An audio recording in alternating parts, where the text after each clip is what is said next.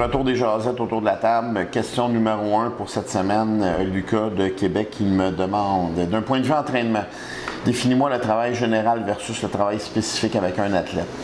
La première chose, c'est sûr que j'essaie de répondre à ça en dedans de 2 minutes.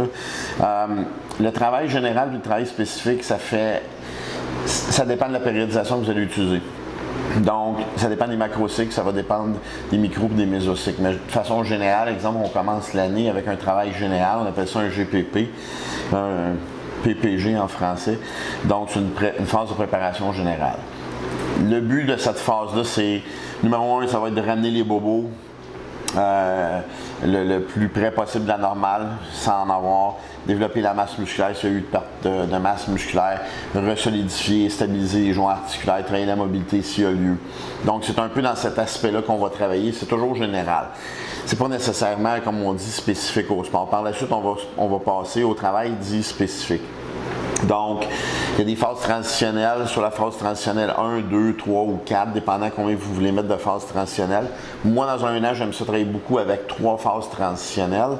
Et plus j'avance vers ma compétition, plus ça va être spécifique et plus ça va être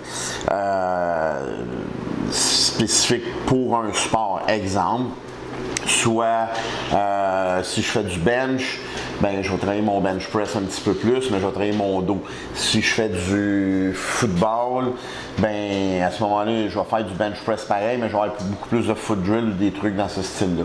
Donc, c'est comme dans cette optique-là que je vais travailler pour essayer d'améliorer ma phase spécifique. C'est sûr, comme je vous dis en 2 minutes, c'est assez dur de ramener ça. Aussi, pour moi, le travail spécifique va faire partie de ce que j'appelle des remedial exercises. Ça veut dire que je vais aller chercher des exercices de réhabilitation, mais spécifiques pour les athlètes. Je vous donne un exemple. Au lancer du javelot, les décélérateurs sont souvent très mis à l'épreuve.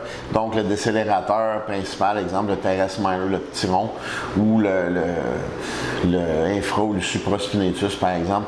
Donc, c'est quelque chose que je vais incorporer dans les programmes. C'est pas nécessairement quelque chose que je vais faire avec du haut volume ou de la haute intensité, mais je vais y aller avec des programmes un peu plus standards pour le travail spécifique. Aussi, la durée des entraînements. Il faut prendre en considération qu'un entraînement spécifique ne durera pas nécessairement 3 heures. Ça dépend encore du sport dans le temps.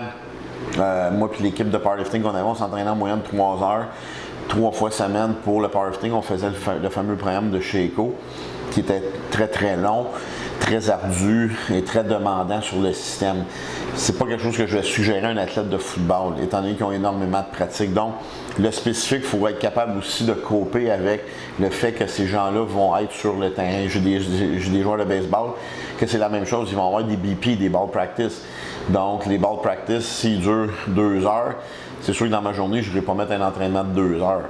Donc, il faut être spécifique aussi. Mais quand on arrive in season, à ce moment-là, on essaie de faire, je déteste ce mot-là comme ça n'a pas de sens, mais vous allez comprendre, on essaie de faire un peu plus du maintien.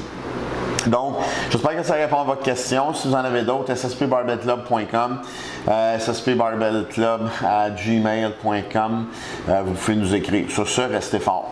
Salut!